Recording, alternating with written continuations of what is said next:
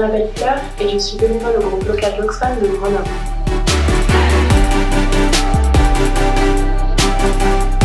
Le plaidoyer citoyen, c'est avant tout se rappeler d'une chose.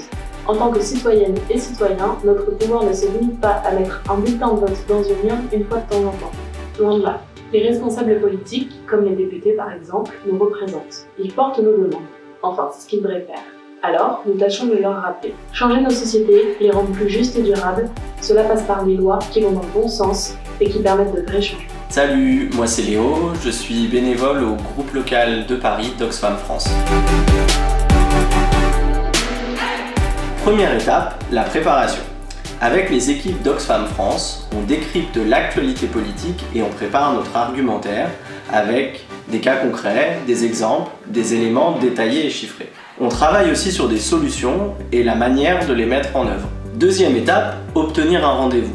Cela passe par des envois d'emails, de courriers, des appels aux députés et à leur permanence. Pour les relances, Twitter fonctionne assez bien et permet souvent d'obtenir des réponses. Enfin, le rendez-vous est un véritable temps d'échange. Pour les députés, nous sommes aussi une source d'informations crédible, précise, très utile pour les sujets qui seront débattus à l'Assemblée.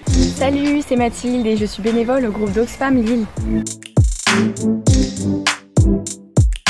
Dernièrement, nous nous sommes mobilisés autour de la loi Climat et Résilience.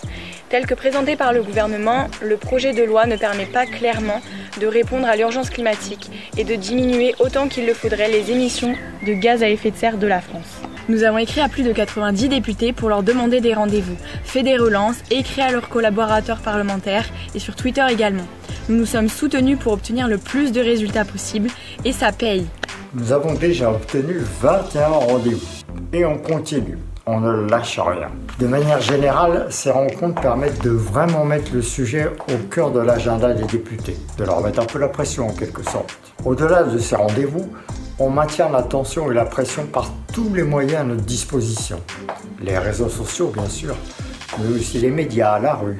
C'est tout l'objectif de la marche citoyenne pour le climat, le 28 mars, la veille de l'ouverture de débat du projet de loi climat à l'Assemblée nationale. C'est aussi une manière de leur dire « bougez-vous, soyez présents à l'Assemblée lors des votes, défendez des propositions concrètes et ne laissez rien passer. Les citoyens que vous représentez vous regardent et vous attendent au tournant. » Et c'est exactement ça qu'on fait. On suit les débats à l'Assemblée nationale, on suit les votes, on suit leur prise de parole et on fait un suivi précis de nos rendez-vous par mail et sur Twitter. Parce que voilà, c'est ça qui est important pour nous, c'est de montrer à ces députés qu'on est bien là, nous, les citoyens et les citoyennes, parce que les lois qu'ils vont voter, ce qu'elles contiennent exactement, c'est ça qui détermine notre société et notre avenir. En quelque sorte, on est des lobbyistes citoyens, mais nous, on défend l'intérêt général, on défend l'avenir de la société dont on fait tous et toutes partie. On n'est pas là pour défendre les intérêts particuliers, les intérêts de grands groupes ou des actionnaires. Ces actionnaires, justement, pour qui souvent c'est le profit qui va primer sur ce qui est important pour nous, la vie, le bien-être et la justice. Et ce qui est sûr, c'est que nous, on est vraiment déterminés à être plus forts que ce lobby-là.